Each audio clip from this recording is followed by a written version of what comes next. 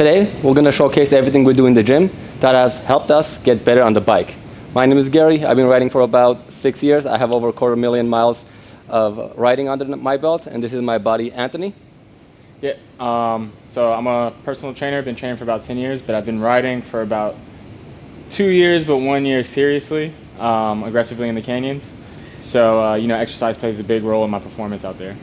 Definitely. So because he rides so well, I think this is going to be a great video to include him in, because even though he's only been riding 1 year on his BMW RR, he has the right body position. He has a really good understanding of where his body should be at all times. And how today's video is going to go is I picked 3 exercises that I do primarily that helps me on the bike. He chose 3 exercises for himself, and then we're just going to run it back to back. Is that good? Yeah, that's good. First exercise I chose, hip adductors. For biking end of things, this helps a rider be able to grip onto the tank with their legs, taking forces off wrists. 2 full sets, 2 to 3 sets at most, 10 to 15 reps. And with all of these exercises, I would definitely recommend warming up, a light jog or a light walk on the cardio machine for 5 to 10 minutes. For the second exercise, we're choosing the Copenhagen. So basically this complements what Gary did on the adductor squeeze. Those are both legs working together. What this does is help stabilize the hips when you're in like cornering or holding onto the bike in a turn. Usually you're in this position holding on with your adductors. So the last thing you want to do is be fatigued and your hips get sore in the canyon or on the track, and then it distracts from your skills, right?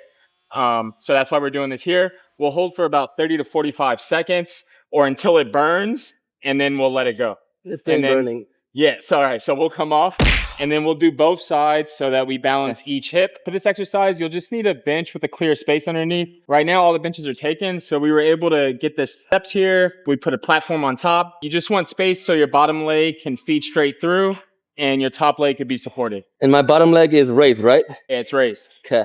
Okay, so let that float. And so what you could do here, if it's really difficult, you can rest the bottom leg to take some tension off the top of the leg if it's really difficult for you. That's one way to regress the exercise. But if you're strong enough, you want to keep the bottom leg elevated from the floor.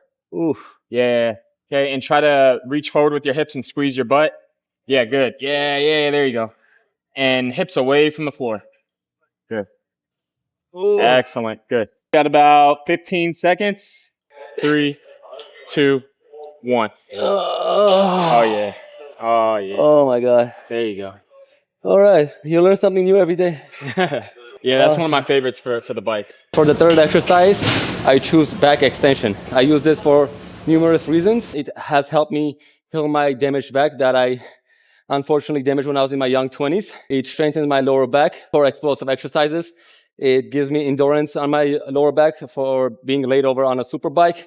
I'm going to demonstrate a very simple and main aspect that helps out on the motorcycling. And then I'll demonstrate what I do for the strength aspect of it, because both are needed, but the endurance is the main part that you need on the bike. You might be uncomfortable, but if you have the endurance, you're able to stay in that uncomfortability for a much longer period of time before your body starts giving out and putting you in more danger. If you have never done this, you want to take it nice, slow, and easy to a point where you're able to do at least 12 for like 3 to 4 sets. You want to come all the way down. Let your upper body almost hang. Before it becomes weightless, come right back up.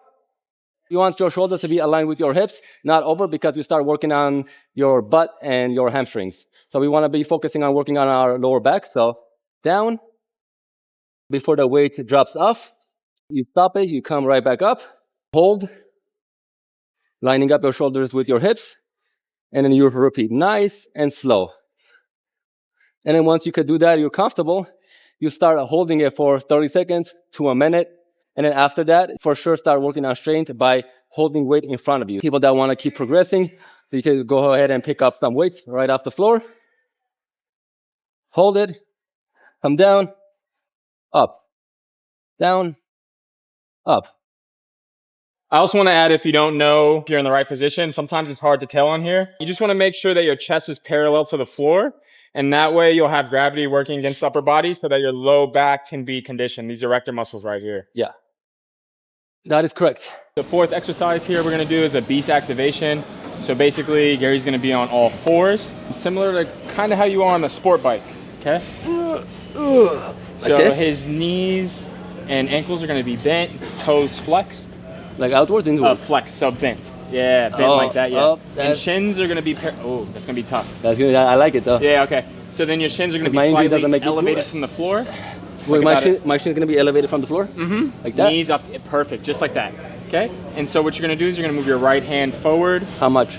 Maybe like in hand distance. Oh, a little bit, And then you're okay. going to move your right leg forward. Okay. Left and right, so opposites. Oh, like so this. right hand forward, left leg, yeah. And Okay. then move your, yeah, exactly. Like One this? side at a time, exactly, yep. There's quite a bit of coordinating going on. Exactly, yeah. But it's good, you have to think a little bit. Yes. All right, okay. And It's a little tricky on the first set. And what kind of distance do I need to be covering with this, and for how many sets? So like we have a big floor here. If you don't have a lot of room, you can literally, as long as you get about like maybe 5 to 10 steps forward, you can run it forward and backward until your shoulders burn or until you start to feel like some sort of failure somewhere and your form just crumbles. But basically you want to push it till you break a little bit. But since there's no weight, you can push the limit here. And don't you think some people might get to a point where they're doing this minute long and they don't want to spend that kind of time on a single rep set? Yeah, so like if you're getting bored because it's too easy, you just throw a weight on your back. Okay. Yeah, we can demonstrate with one with the Yep. weight on the back, yeah. So put a 25 on Gary's back. And so what this will do is it'll emphasize him keeping his core square to the floor and minimizing the shift in his hips. Yeah, it requires a lot more balance now. Yeah, exactly, because you want to move straight forward. Okay, no side to side movement. There you go, yep. So you want to move your hand and knee at the same time. So your right like knee this? comes, yeah, exactly. There you go, exactly, much better. Oh, keep it balanced. Feel the weight on your back. Yeah. So as you're doing the movement, you want to balance that weight. Yep. It's just with my issue with my limited mobility on my effed up leg. Pretty cool. Yeah. Let's move on to the next one. All right. All right. For the fifth exercise, I chose hanging leg raises. This is more of an advanced or an elite kind of movement. Biggest regression from this would be a Roman chair, because you really want to be focusing on your core, your abs. You don't want to stop the workout just because wrong muscle groups are not capable of helping you get through the exercise. So with that said, let me demonstrate. There's two variants of it. There's two main variants of it. First one, we're going to be working on core and not so much of the abdominals. We're going to raise our legs and we're going to bring it right back down.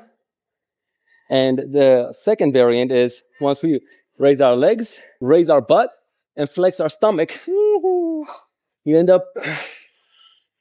Yeah, that's like super advanced. Yeah, we end up working our core on the way up, and we end up using our abs to finish the movement. And then what I like to do is end up hitting my sides, because it really makes me feel natural when I'm leaning off the bike, especially because if you want to look very aesthetic off of the bike, you want your upper body as low as your knee or lower than your knee. Doing this movement is what really got me to be in that proper aesthetic body position at any speed, regardless of how slow or how fast I was going. It became more of a technique and experience kind of thing. So up, hold, drop side to side. And I pretty much do this for about 2 to 3 sets, 8 aside.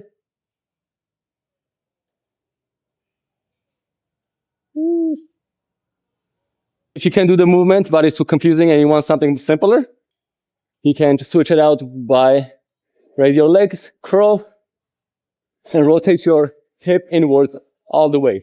Up, bring your knees to your chest and making sure your hip is rotating because you're engaging your abs with that. That was beast, man. That's something I did like 3-4 months until I was able to do it for sets. Yeah, no, that's dope. Yeah. That's dope. Awesome, let's move on to the next exercise. All right, so the last exercise is going to be a Cossack squat or a side lunge.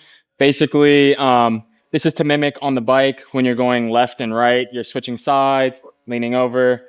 The knee is basically like this, leaning out, right? So we just want to mimic that position. So what we're going to do here is we're going to elevate the heel. So we get some deep knee flexion here on the toe. And then we're going to squat all the way down like that. Okay, also getting a deep stretch in here. So you get like a strength and a mobility component on this in one. So this is why it's really good. And then you'll just come up and then transition to the other side as if you're on a motorcycle going left to right. Switching back and forth. And here you can do body weight or with weight, but you'll just do it like this for about a total of 20 reps. So you get 10 per leg for about 3 sets of a total of 30 reps per leg. So in a motorcycle language, this helps with transitions on the bike. Yep, so transitions on the bike, right? Perfect. We want those adductors to be nice and functional and open so your knee can extend out in those turns, reaching for the knee, getting that knee to the ground. Yeah, for that pristine aesthetic look. Yeah. You know, you got to exaggerate it, make it look pretty. Yeah. Got to make it look pretty, man. Awesome. Make it look pretty. All right, guys, hopefully that was intuitive and educational. That was some of the exercises that we do in the gym, primarily to help us be better riders on the bike. It was pretty cool to see that there was exercises he did that I never even considered. Is there any exercises that I did you haven't done yourself? I really don't do the leg lifts that often. It's a really tough leg exercise. lift, raises? Yeah, Okay. the leg raises. The back extensions, I could do those more, but I do the back extensions, not as heavy as you did, though. Oh. And then I guess I don't really like cycle those. I think the adductor squeeze, I don't do that often either. I mostly do free weights, that's why. Okay. Yeah. So like the machines I don't really use, but I could definitely use that because that was like my hips after like one set. Oh, wow. Okay. Yeah, it was like deep in the hips. So that's really good for me. I need to vary my exercises. So I mean, it's good. Variance is also really good when it comes to exercise. Yeah, I think it's mandatory after a while. Yeah, because your body adapts and then the gains kind of stop and then you maintain them. So you always want to keep things new and interesting over time, and that leads to more gains, and you know, you get over plateaus a lot easier. And you keep it fun. Yeah, it keeps it fun and interesting, right? It's always nice to be learning something new and doing something new. So if you like the video, if you like the format, if you want to see something more, leave a like, share the video. If you have something to say, leave a comment. It also helps the algorithm. I want to say thank you, Anthony, for coming out and helping me make this video happen. My pleasure, my pleasure. And like I said, if you guys appreciate it and like it, I will definitely make more. There's a lot more to show, and there's a lot more for you guys to see. Thank you for watching. Until next video. Peace, peace. And if it helps with your riding, let us know. Oh, yeah. If you benefited, definitely let us know.